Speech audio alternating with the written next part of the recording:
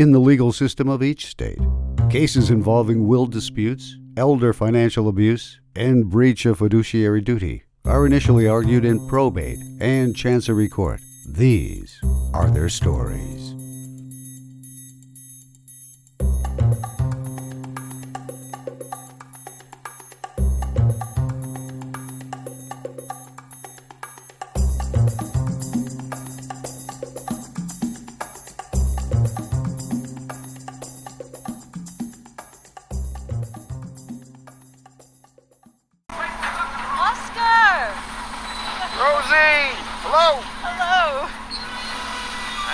Now it's Petra's territory out here. There's nothing I'm not used to.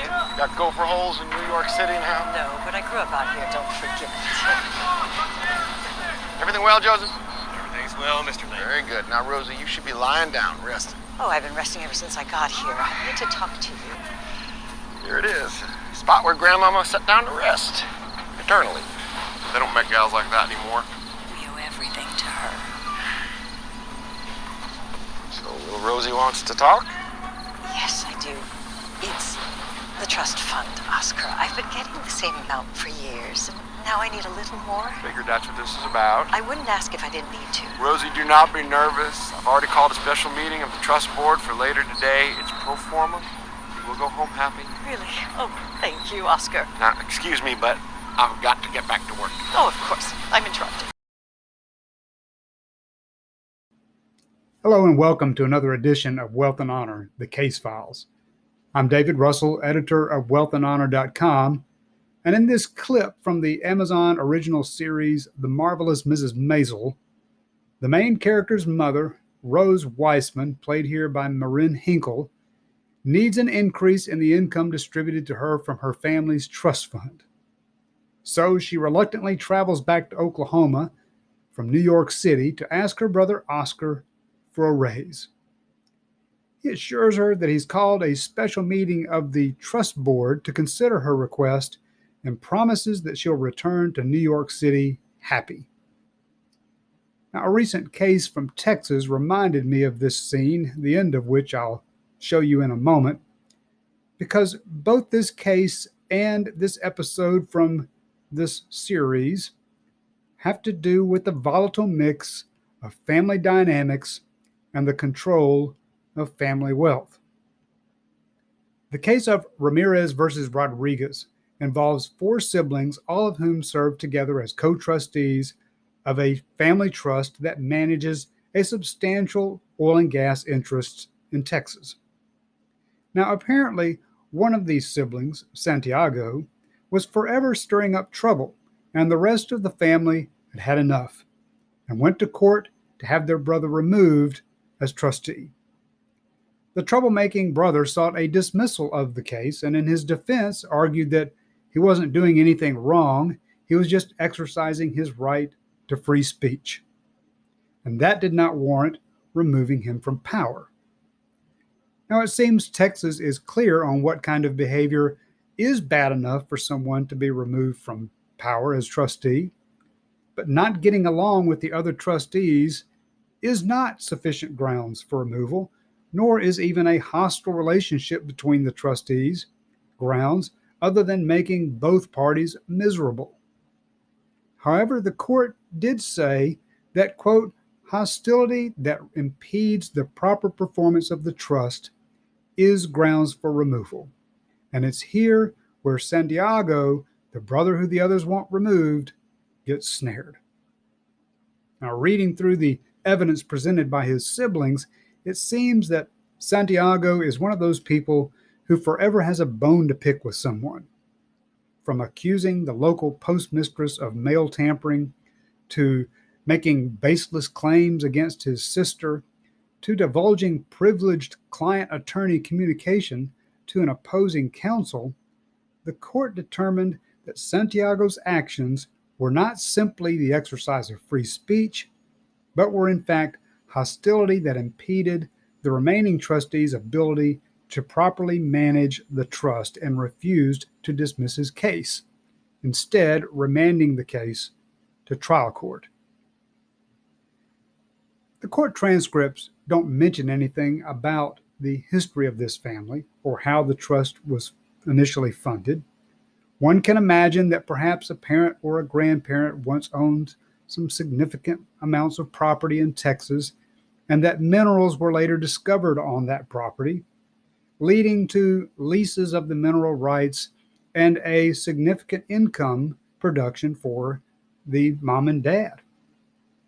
Now, because they had done some wise estate planning, when they died, their royalties weren't simply fractioned out among the remaining family members, but rather they wound up into a family trust for continuous management throughout the generations.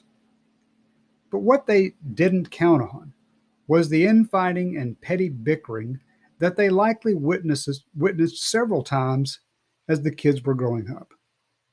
Now, on the surface, having one's own grown children serve as co-trustees over family wealth seems to make sense. After all, corporate trustees charge for their services, and who better than one's family to know what mom and dad would have wanted?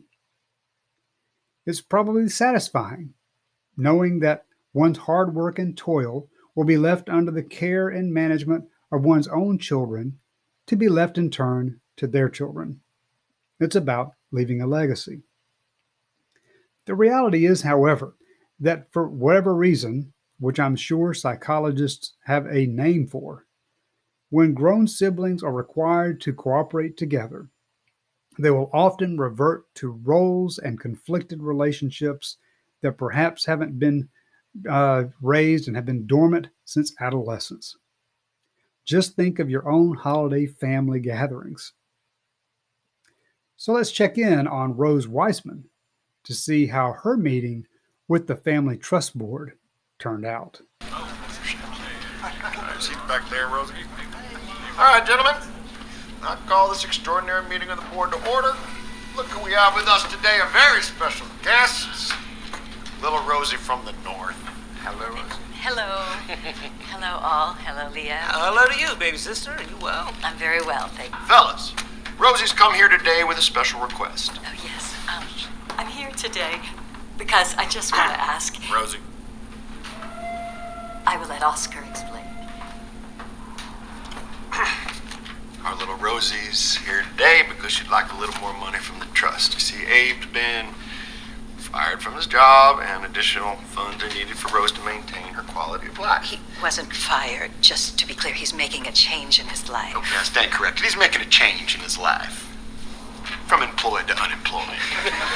Move his classroom upstairs. Leah. Okay, let's just proceed on this now. Rosie? Thank you. Just to elaborate in my own words. Nope, I meant could you give us the room? Why? We're about to vote. Vote's done in secret. Rosie, you know that. This is a family matter. I'm family. It's the rule. Well, how come he gets to stay? That's Mendel, that's Jacob's boy. So? He's on the board. Yeah, he's a child. Yes, and someday he'll be a man. Plus, Uncle Mordecai retired, and we had an empty seat. You had 2 empty seats. You never filled Grandmama's. Well, we were going to make Mendel Grandmama, but then Mordecai retired, and so we made him Mordecai. And now we're out of men. What about me? What about you? I could fill Grandmama's seat. What's that's funny? That I deserve to be considered for the board. Board seats are filled by the men of the family, you know that. Grandmama was a girl. Kinda. Grandmama started the business. They had to put her on the board. Well, how did Mendel earn his seat? Oh, come on now, Rosie. Come on what? Why have I never been asked to be on the board? I'm a senior member of the family. There's an empty chair here and some dumb little boy. She's mean. I vote no. That's not how you make a decision, you little nitwit. Stop. Rosie, don't get hysterical. I'm not hysterical. You live in New York, little sister. You know nothing about the business. I could learn. I think your learning years are long past, Rosie. He doesn't know anything about the business either. Excuse me? Come on, Oscar. You walk around the fields asking workers if things are well. They say yes. You say very good. Then you come back inside. I could do that. Rosie. How are things, Bobby? Well, yes. Done, bye. Rosie, why don't you go lay down and let us vote and give your money? Bad word. Shut up, Mendel. Pin money. You want it or not? You know what I want? As a member of this family, I want a seat on this board. It doesn't work that way. As a member of this family who doesn't eat paste, I demand a seat on this board. That's not going to happen. Then clearly I'm not part of this family.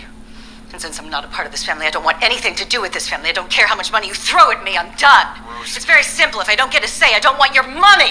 Any of it. Come on, Grandmama. Women aren't welcome here. Well, now that we know, if you are considering or have a trust for your family, think through the trustee decision very carefully and whether your adult children are the best candidates for the role. Perhaps they are capable, but family dynamics may take an emotional or a financial toll. Consider using a professional trustee whose job it is to act impartially and to subject its own interests to the interests of the trust beneficiaries, and who can't be manipulated by the ill will of one of the family members. While we don't know yet the outcome of the Ramirez case, we do know how it ended up for Rose Weissman. Till next time, I'm David Russell with Wealth and Honor, the Case Files.